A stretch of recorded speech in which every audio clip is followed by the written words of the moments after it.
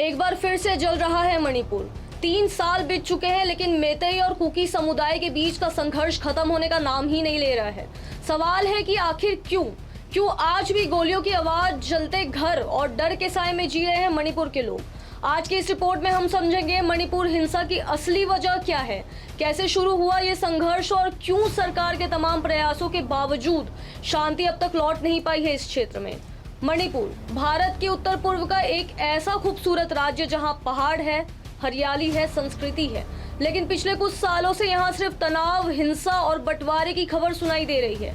इस संघर्ष के केंद्र में है 2 बड़े समुदाय, मेतई और कुकी। मेतई समुदाय मुख्य रूप से इम्फाल घाटी में रहता है। राज्य की राजनीति और आबादी में इनकी पकड़ मजबूत मानी जाती है। वही बात करें कुकी समुदाय की, तो पहाड़ी इलाकों में रहता है यह समुदाय और खुद को अलग पहचान और अधिकारों के लिए लड़ता हुआ मानता है। लेकिन ये विवाद अचानक ही शुरू नहीं हुआ। कहानी की शुरुआत तब होती है जब मेतई समुदाय ने अनुसूचित जनजाति यानी एसटी दर्जे की मांग तेज कर दी। मेतई लोगों का कहना था कि अगर उन्हें एसटी का दर्जा मिलता है तो उनकी संस्कृति और जमीन सुरक्षित रहेगी। लेकिन इसी पक्ष में कुकी समुदाय को डर था कि अगर ऐसा होता है तो मेतई लोग पहाड़ी इलाकों की जमीन भी खरीदने के लिए सक्षम हो पाएंगे और इससे उनका अस्तित्व खतरे में पड़ सकता है।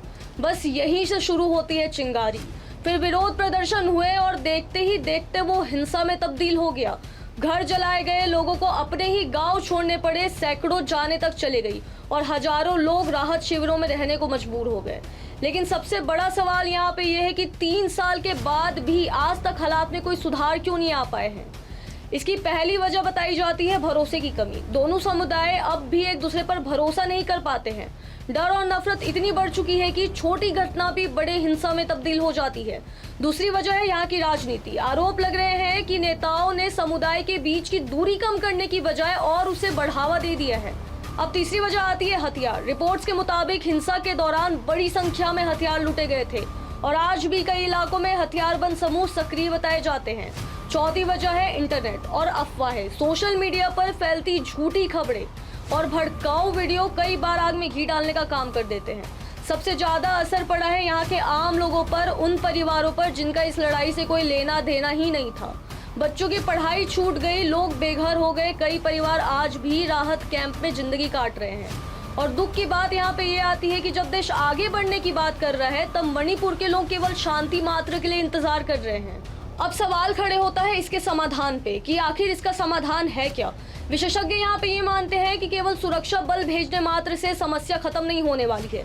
जरूरत है भरोसा वापस लाने की, दोनों समुदायों के बीच में बातचीत की और ऐसी राजनीति की जो लोगों को जोड़े, तोड़े नहीं। क्योंकि हिंसा में कभी किसी की जीत नहीं होती है, हार सिर्फ इंसानियत की होती है।